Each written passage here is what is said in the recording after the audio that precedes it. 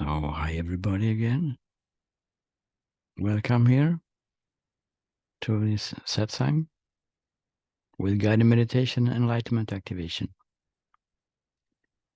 And as you know by now, if you want to have this activation, enlightenment activation, you need to have the video on. So we will start with guided meditation, and along with that, the enlightenment activation will happen.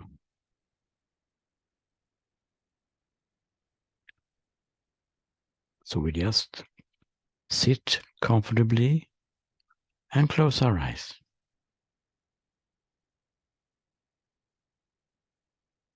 Just landing here on this place.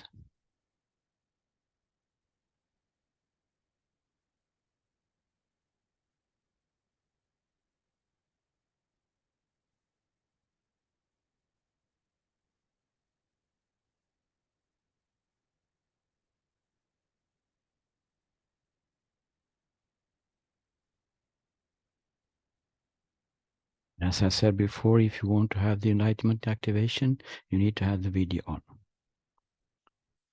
So we just allow this moment, which is here now, to be exactly as it already is. We don't push away anything. Everything is allowed to be exactly as it is here, with things moving, experiences coming and going, feelings coming and passing, thoughts arising and falling. We just allow it to be as it is here now. But we are not interested in anything, what is coming. We are usually interested in what is coming within us. But here in this non-doing meditation, we're not interested in anything. We just allow it to come and go, including thoughts. Thoughts are also part of this meditation.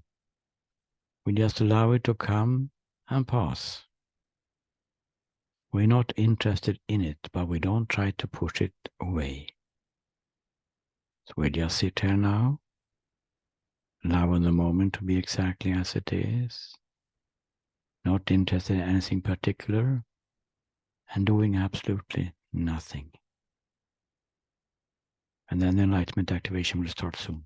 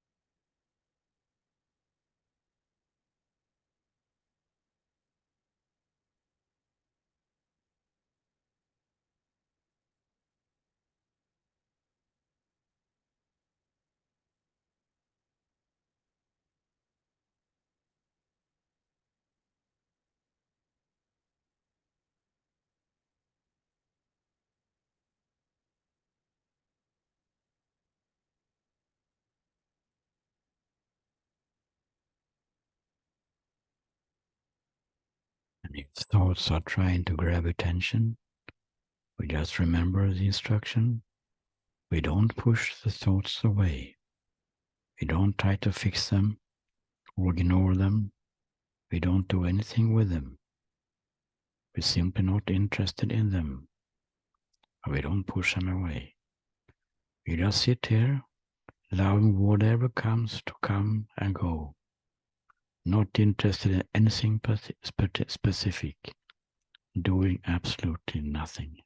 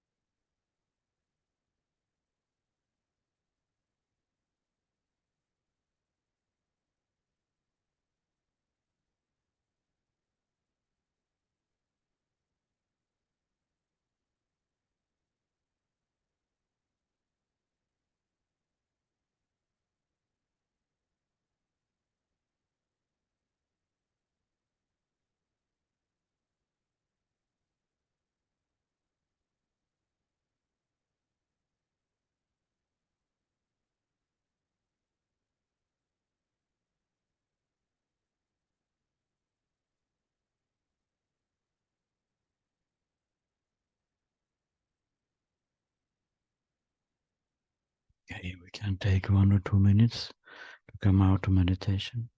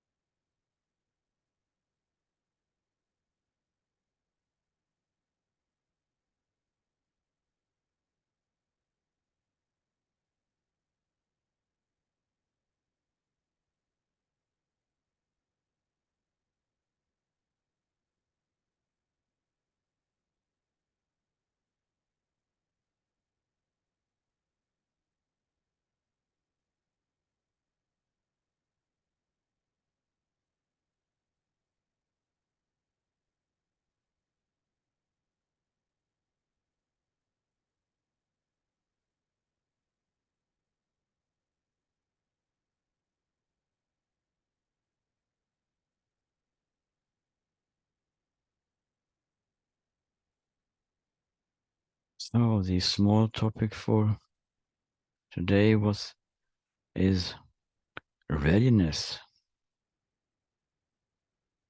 What does it mean to be ready?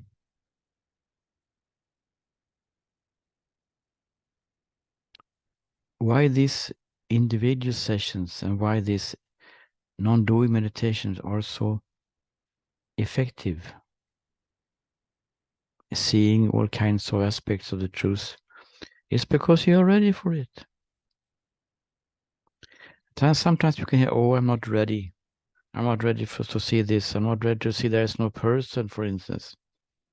Very scary. I'm not ready for this. But coming here, coming to group sessions, coming to individual sessions means that you are ready already. It's not about readiness or not. You are already ready. And the readiness is coming not from something we do or something that we think about. Okay, now I'm ready to see the truth. It's coming from within. Some kind of signal. The truth in you. The truth means how it really is about your life. Is ready to break through in you. So it's planting this longing to know, which is starting the seeking, the searching. I'm not satisfied with my life. Should it really be suffering and struggling all the time until the body collapses? Is that all? So the longing is coming there and starts this yearning, seeking for an alternative way of experiencing life. And this is readiness. So it's quite easy to guide this kind of group sessions and quite easy to guide the individual sessions because there's no one here doing anything. It's just unfolding the readiness that you already have within you. And maybe there was, of course, there was a readiness from the beginning that started the search, but then we go into some kind of traps.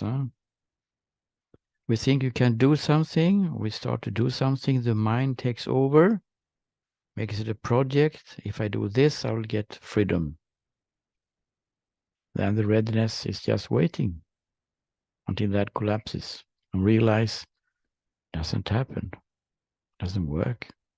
But the readiness is still there. The readiness starts with the longing in your heart to go into this so-called spiritual path, or whatever you want to call it, to search for how it really is. So the idea that I'm not ready, it can actually be a hindrance. That's why we talk about it here now. It can be a hindrance to believe that I'm not ready to see the truth. I'm not ready to see how it really is. I'm not ready to abandon this doer that I think I am, the fixer of life. That is it's just an idea. I am not ready, it's just an idea. It's not true, because otherwise you will not come here. You will not try to find a way to get free from struggle and suffering and problems and worries. So the readiness is already here. And then we can acknowledge it. Okay, the readiness is already here. So you can just relax. The truth is doing the job. The readiness came with a longing in your heart to get free. I'm pointing to this today because there is some kind of idea in some people that I am not ready. But of course you are.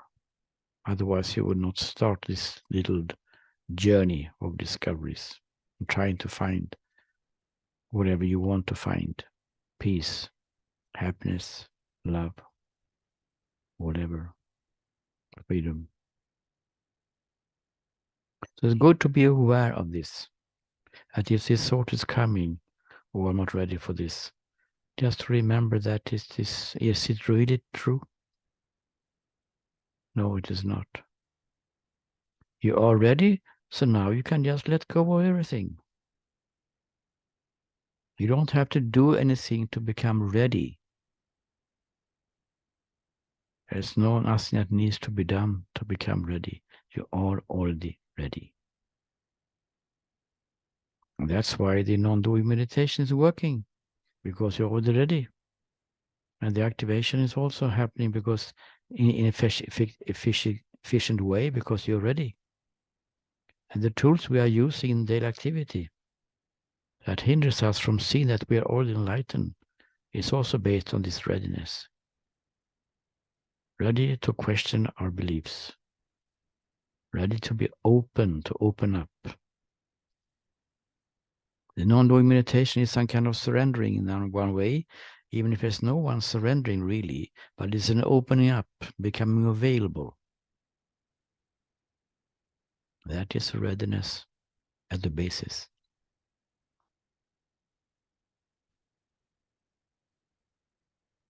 So you are already ready. You don't have to think about that. You can just relax and let the truth do the job as it is beautifully doing. And showing you what is misunderstood. When you in daily life feel uncomfortable and stressful, then there is something that has been misunderstood. This is also the truth doing that, to show us what has been not seen, not digested, not looked at. Start to question it by using the tools we have.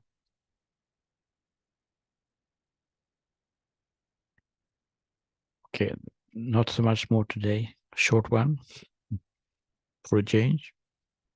So is there anyone who has any questions around this or any other questions?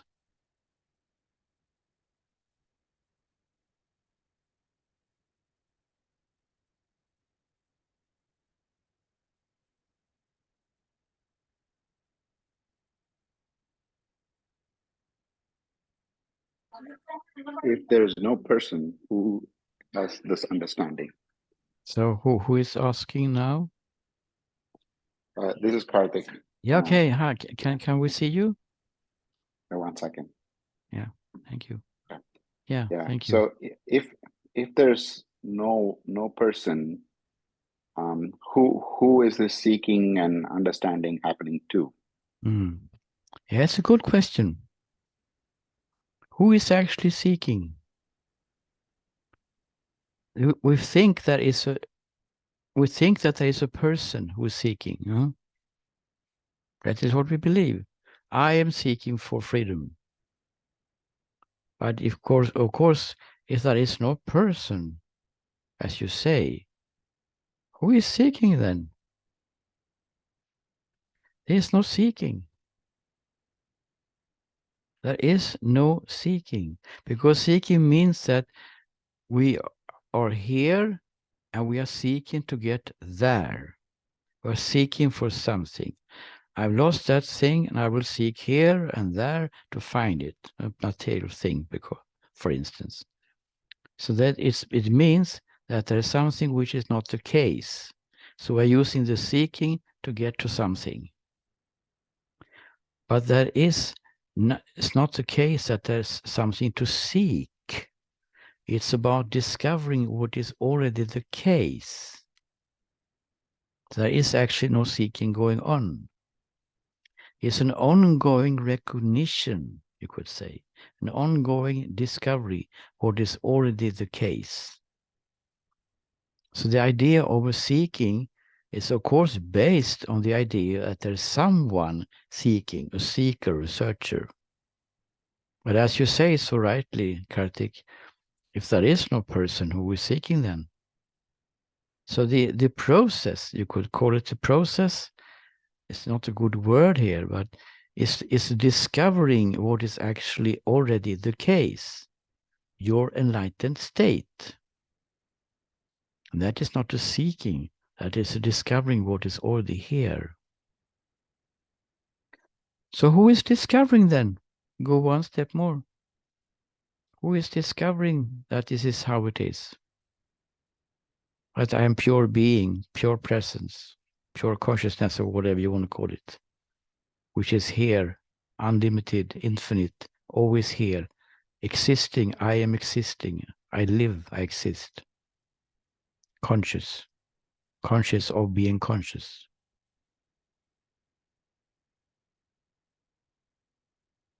That is a discovery. That discovery is not made by someone. Of course, in the same principle, if there is no one here, if there is no person seeking, there is no person discovering either. Discovery is just made. We can make it a little bit parallel. When we hear somebody say something to us, and we don't understand what the person meant really, and then the few weeks passes, and the one morning we wake up, this is what she meant. And we ask, is what you meant? Yeah, of course I meant that. So that's a discovery that is made without any person discovering it. It's just realizing, this is how it is, of course. But that's not a person making that discovery. So the process of discovering enlightenment is not made by a person. It's just discovery process unfolding.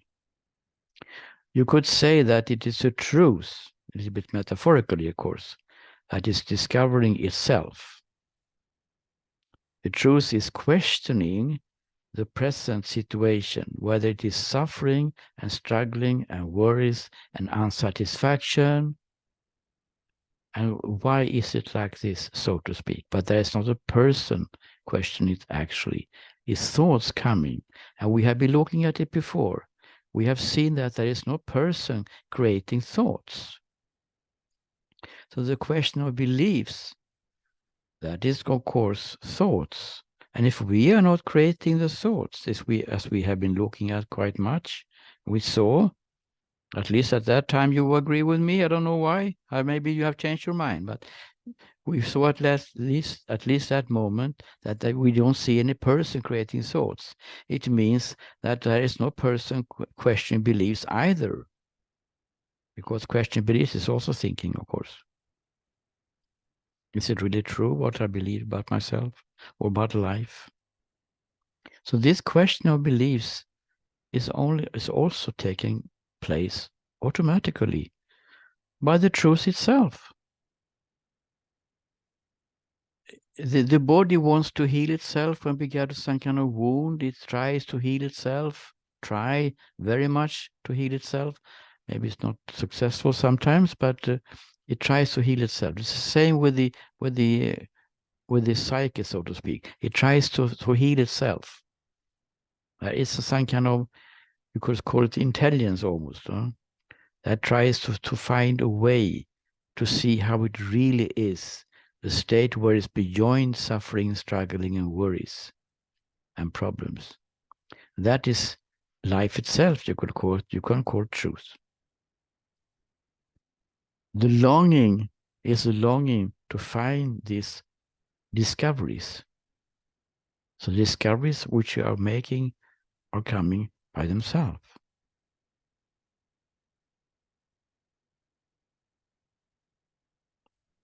I don't know how you react to this, Kartik. Have you any comment you want to make, or?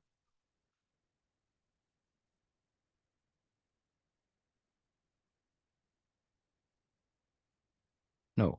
Okay. So, Sorry, yeah. I have a little bit of this is a different device, so my technical skills are a little. Okay. So the question always is, why does like consciousness want to discover itself, or the truth want to discover itself? Why would that need to happen? Okay. Then I'm very lazy, because I will just have one answer to that. That is the next room, the philosophy room. Because these why questions, when we come to why questions, I resign, so to speak. Because we can never know, can we? We're coming into perspectives, we come into opinions, we come into theories, and there are a lot of theories why things are the way they are. Esoteric teachings, all kind of philosophies, since time immemorial, but why things are the way they are. But we have not come to conclusion. We have not agreed that this is how it is, because it's opinions. It's just perspectives. Why? And it's the same with when, and the same with whom, and all that kind of stuff. We leave it to the philosophers because it doesn't help us to see what is already here, right now. The enlightened, the happy state is here now. And that's why we don't go, at least not me. You can do it if you want to, of course, if it's interesting. But we don't go into these kind of questions in these meetings because we don't see that there's some kind of journey forward in trying to solve it. It's going into a lot of discussions. And that book says that, and that author said that. And then they also talked about the other author and so on, and endless. We are going to thinking, we're not leaving the thinking. That is a problem. Discoveries. This is very important, actually. The discovery we are talking about is not intellectual. We can try to convey what we see, what we have found, the so-called truth, by using words. Yes, of course, it has been done thousands of years to try to convey that in words. But it's not an intellectual understanding.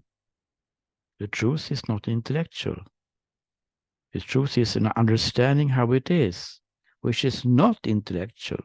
It's just a realization. This is how it is, of course. It's usually a sudden realization. This is how it is. And it comes in portions also, one aspect after the other. There seems to be infinite aspects of the so-called truth or presence or consciousness or whatever you want to call it. And they are just coming as some kind of realization. You just know how it is. And you can't say, how do you know? You can't prove it. You can't prove it to another person like we do in other kinds of things. Is there a car outside the window? Okay, we can look. Yeah, it's a car outside the window. But in these cases, this understanding is not intellectual. It's just a realization that this is actually the case. That's why we call it seeing. It's a seeing. And in India, they have this word Maharishi. Maharishi means great seer, not a seer with the eyes, but realizing, understanding how it is. But it is not by understanding intellectually. There was a Danish mystic living in Rishikesh. His name was Sunyata. And he created a new word for this because it's not so easy to talk about this. A knowing which is not intellectual. So he created a new word called inner standing, because this inner standing means something which is coming, so to speak, within. just a knowing that this is actually how it is. I am pure existence. I'm just pure being, pure presence, always here, immortal. And this is having the properties of being total bliss and peace and freedom and love, untouched by what happens in the so-called personal story. I'm not in the story. I'm the one, so to speak, being aware. It's not really true, but we can say it in that way. Being aware of this entertainment that is presented to me in the moment. So it's an understanding which is not intellectual. And that's why it's not the person involved, because the person is always something that has to do with the intellect. Huh? The person itself is an intellectual idea.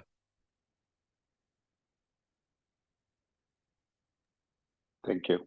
Thank you. Thank you. Very good question. Thank you. Yeah. Anything else?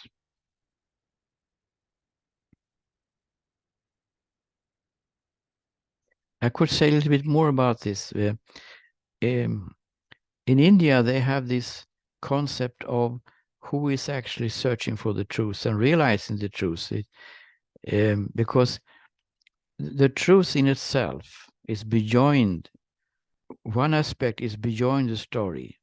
You could say that consciousness beyond the story is showing itself as a feeling I am in a human being. So that is what is beyond the story. It's showing itself as a feeling I exist, I live, I am. And one way to a little bit metaphorically speak about the searching and the understanding, the finding, is to say that this is the place where the understanding is taking place. So this feeling I am start to question itself. Okay, I am here. I seem to be limited to the of some kind of a body here also. This is a little bit strange. Am I really limited here? Am I limited to a person? A person means something limited by definition. Huh? And limited to this body as well.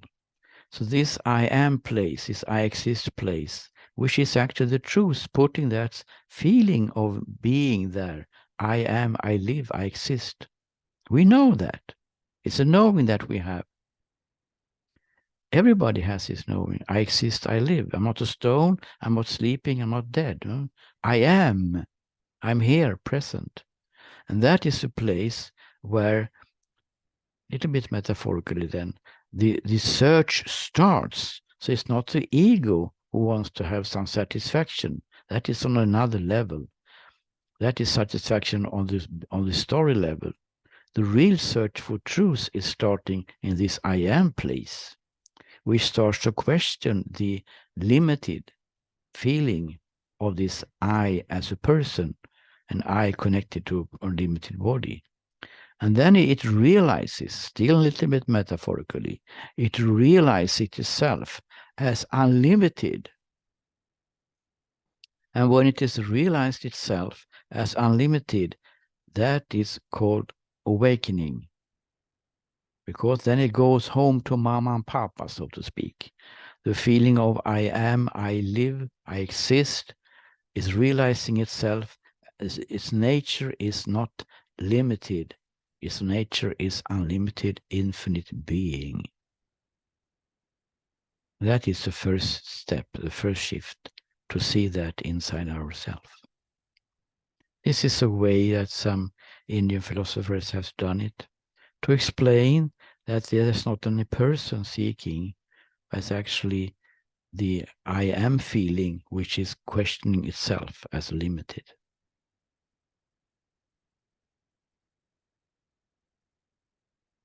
Little bit philosophically, maybe.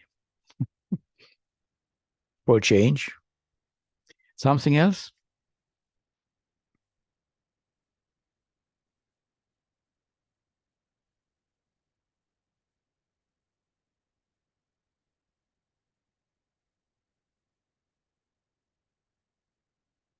I have a very beautiful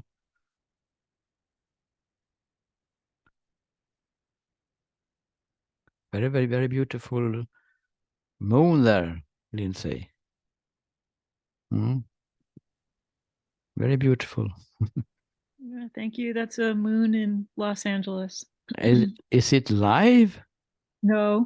No, okay, but it's a picture, but it's still very beautiful. See, in LA, okay. Yeah, thank you. Yeah, thank you.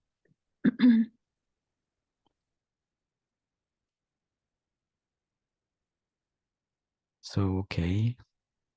If nobody has anything more, we can actually close this very short meeting today. And we see each other tomorrow with a new topic, which will come today, later, on the social medias. Thank you. Okay. Thank you. Thank you very much. Thank you.